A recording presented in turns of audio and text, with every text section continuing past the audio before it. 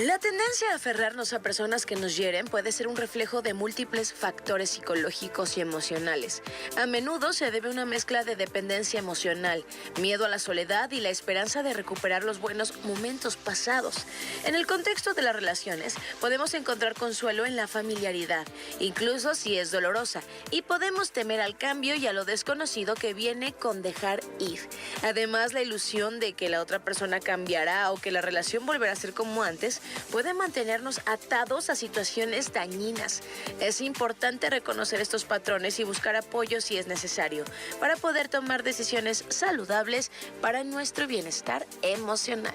Para Día a Día, Michelle Velázquez. Gracias a Michelle Velázquez por esa información y precisamente esto tiene que ver con el tema que estaremos tocando hoy con nuestra especialista Susi Villarreal. ¿Qué hacer con las personas que nos hicieron daño? ¿Cómo qué haces? ¿Les hablas? ¿No les hablas?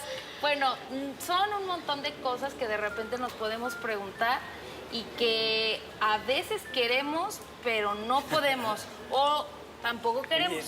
Porque conoce la información que estuvimos viendo anteriormente en las cápsulas del récord, no es nada bueno. Hay que dejarlo a un lado porque nos salimos más perjudicados nosotros que ellos. Por supuesto, porque la emoción pasa a través de ti, entonces quien se queda con eso atorado es uno, ¿no? Entonces, ¿cómo avanzas con alguien que te hizo daño? Fíjate que normalmente es como alguien que me hizo daño, lo primero que pensamos es defiéndete, ¿no? O sea, y culturalmente, bueno, nos defendemos siendo como agresivos con la otra persona o gritando o diciendo cuánta cosa, ¿no? Entonces, tienes que ponerle el alto normalmente. En realidad sí necesitamos aprender a defendernos, pero defendernos de una manera mucho más integral. Y esto tiene que ver con defender a mi niño interior, ¿sí? O sea, saber cómo es eso de proteger eso que a mí me está doliendo.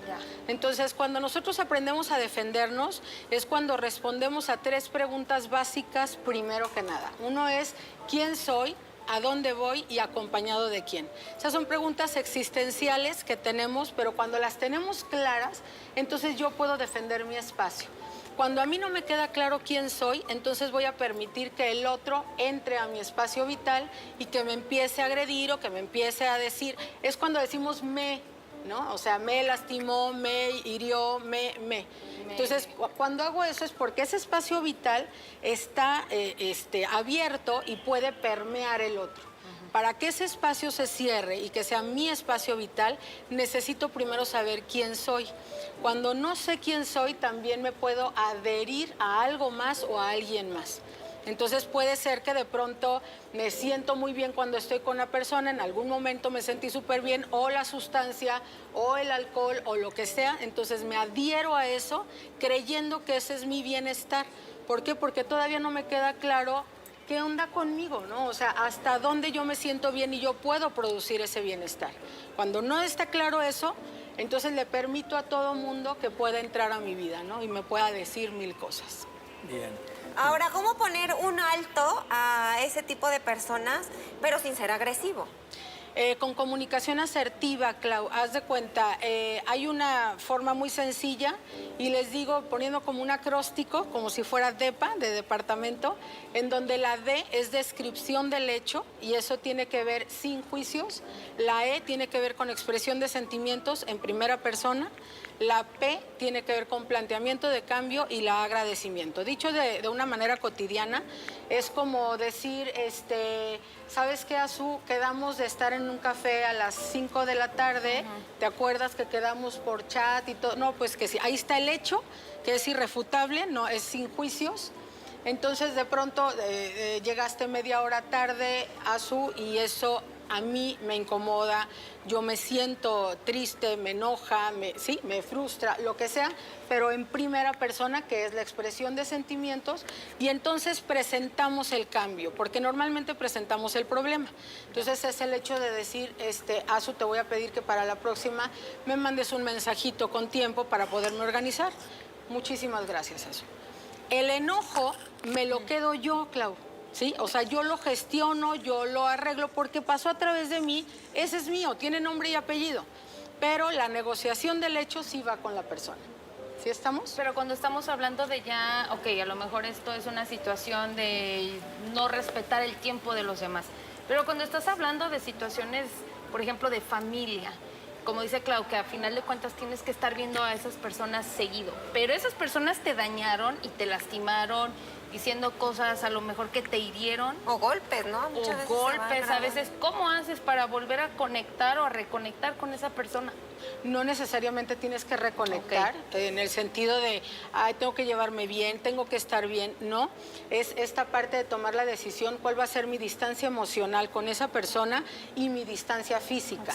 Eso es ser adulto, en realidad, ser autosuficiente emocionalmente.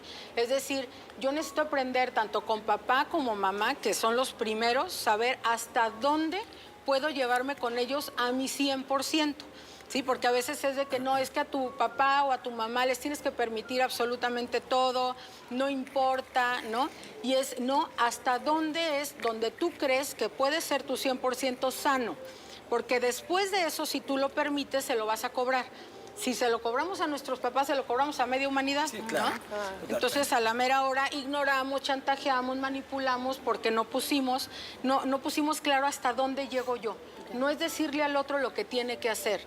No es decirle tú, es la última vez que me gritas o es la última vez que me pegas. No, es saber yo hasta dónde llego. O sea, ¿yo voy a estar con personas que golpean? No. Yo voy a estar con personas que gritan. Ese es mi límite y ese es mi espacio vital. Pero tiene que estar muy claro. Te preguntan por acá, hablando de familias, que son los problemas, según yo, más difíciles de tratar, ¿no? Dice por acá: hola, buenos días. Mi hermana me ha hecho mucho daño hablando cosas de mí con amigos y familiares. He querido confrontarla, pero ella tiene una enfermedad grave que no sé cuánto tiempo la tenga. Yo la quiero mucho y la perdono, pero es algo que me duele y me inquieta. Sí, cómo no. Sí, nosotros sufrimos el tiempo que tardamos en aceptar una situación. Si de pronto yo me doy cuenta que mi hermana es así, necesito aceptar eso y tomar mis precauciones, como digo, ¿no? O sea, de esa distancia física o emocional con mi hermana. Ella dice, me gustaría confrontarla, pues a veces no es necesario. A veces creemos que tenemos que gritarles y decirles cuanta cosa, como lo decíamos al principio, pero con que me quede claro a mí es suficiente. O sea, que sepa yo hasta dónde llego con esa persona. Dice, yo estoy muy molesta con mi hermana, no quiero ni verla. Ella me ofendió sin razón alguna. Cuido a mi madre desde hace 9 años que falleció. Al año mi hija fallece también. Y al año de mi hija, mi hermana fallece. Yo me hago cargo de mi madre con su pensión y lo que yo logro es con lo que podemos vivir. Ella enferma a mi madre y le salen moretones y creyó que golpeaba a mi madre, sin saber que estaba muy enferma, ya que la visitan esporádicamente. Yo tengo mucho resentimiento contra ella porque nunca ha atendido a mi madre y vino solamente a agredirme y yo ya no le hablo. Hablando de cosas de familia. Sí, claro, y cosas de familia es donde nos cuesta más trabajo porque creemos que tenemos que estar ahí siempre, para siempre, ¿no? Sí, claro. Entonces son este tipo de límites, pero sobre todo, es el hecho de, si yo me estoy quedando, o sea, una cosa es me alejé de la persona, ya mostré mi límite, y otra cosa es me estoy quedando con esa emoción, con ese coraje, con ese resentimiento, pues solamente me va a enfermar a mí. Lo que sucede es que no mostramos hasta dónde llegamos porque ahí es donde se detonan los miedos o las heridas. Si yo te muestro hasta dónde llego, a lo mejor tú vas a pensar mal de mí, a lo mejor me vas a abandonar, a lo mejor me vas a rechazar, ¿no? Entonces, si yo tengo esa herida a flor de piel, voy a tratar de que eso no suceda y entonces me voy a quedar callada, voy a permitir que permee eso y entonces me quedo callada permitiendo gritos o insultos o abusos, pero como les digo, siempre la vamos a cobrar. Un límite no puesto a tiempo siempre se cobra. Aquí dice, ¿cómo perdonar a mi suegra si ella cada que puede me quiere poner en contra a mis hijos y a mi marido? Se la pasa aventando indirectas. La mata. Sí, pues no. Es que no es una cuestión de perdonar a la otra persona, ¿no? Eso nos pone en una postura de superioridad. No se trata de eso, se trata de saber cómo es la otra persona y cómo me voy a manejar yo con esa persona. Es la mamá de mi esposo, está bien, pero como decíamos ahorita, si necesitamos aprender a mostrar el límite con nuestros papás, imagínense con el resto de las personas, ¿no? Entonces es importante saber hacerlo. Sí, ¿y qué hacer con los hijos cuando nos faltan el respeto? ¿Qué haces? Cuando te faltaron el respeto es porque no te quedó claro hasta dónde llegabas tú como papá. O sea, y cuál es el límite que necesitas tú mostrarle a tus hijos. Pero resulta, Sergio, que de pronto podemos ser una generación de hijos obedientes y nos convertimos en papás obedientes. Y entonces permitimos una serie de cosas a los demás y sobre todo a los hijos para que no se vayan a ir, no vaya a ser que me azote la puerta y a la mera hora sea porque está adolescente y no vaya a ser. Y permitimos una serie de cosas que después están por encima de nosotros, ¿no? Y nosotros favorecemos mucho a que el hijo cometa insolencia. Esto es decir, ponerse por encima de los papás porque no sabemos cuál es nuestro lugar, ¿no?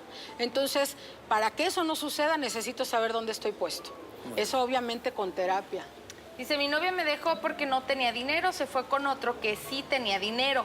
Yo trabajaba duro para poder comprarle su nuevo celular, pero ella prefirió irse con él. Ahora no paro de pensar en ella. Ajá, habría que ver entonces la necesidad de querer complacer y de querer comprar a la otra persona y no sentirse suficiente por quien es. Claro. ¿Quién más? Dice, tengo una amiga que me habla muy mal de mí, pero la quiero mucho, mucho. ¿Cómo la puedo perdonar?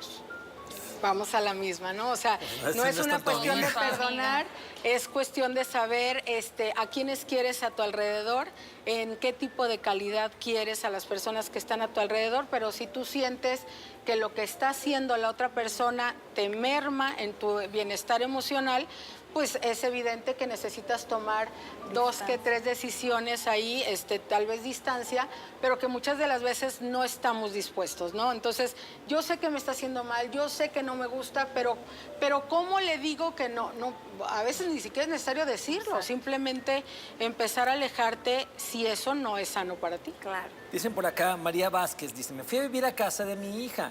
Ella me corrió de su casa sutilmente, me dijo que yo para ella era una gran respetabilidad. Me salí de su casa, me cuesta trabajo perdonar lo que me hizo. Constantemente ella me pide perdón, pero no puedo hacerlo.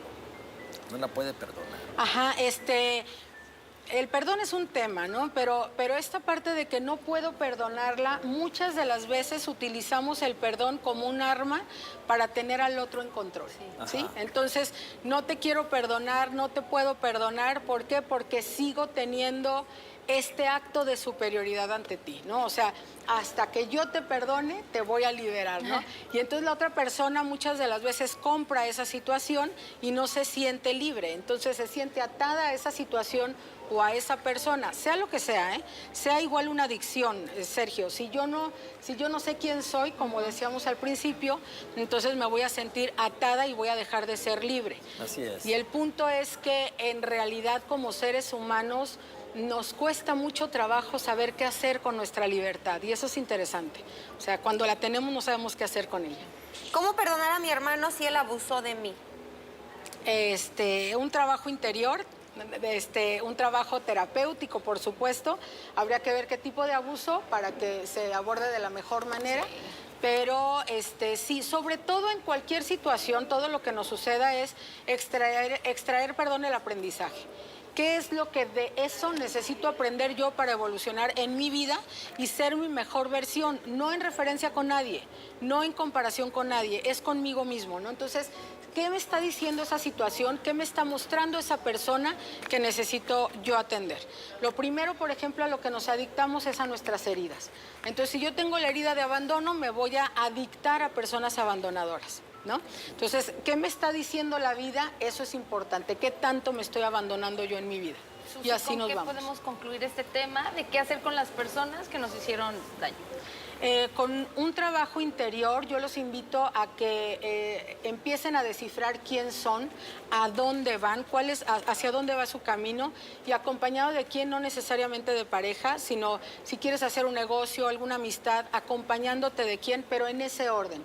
Y para descifrar primero quién soy, pues ayuda terapéutica, eso siempre les voy a sugerir, un buen libro que los encamine a eso, ¿no? Que sepan qué los hace sentir bien. Perfecto. Susi Villarreal, muchas gracias, como siempre. ¿Dónde te Un gusto encontramos tenerte en con tus nosotros. redes? Gracias, Azu. Como susivillarreal.terapia en Instagram, en Facebook, en TikTok y YouTube. Eso. Muy bien. Ay, Síganla. todas. Muchas gracias. Muy bien. Síganla, de verdad, Gracias. síganla. Les conviene que la sigan. Así es. Gracias. Gracias, Gracias, Susi. Susi.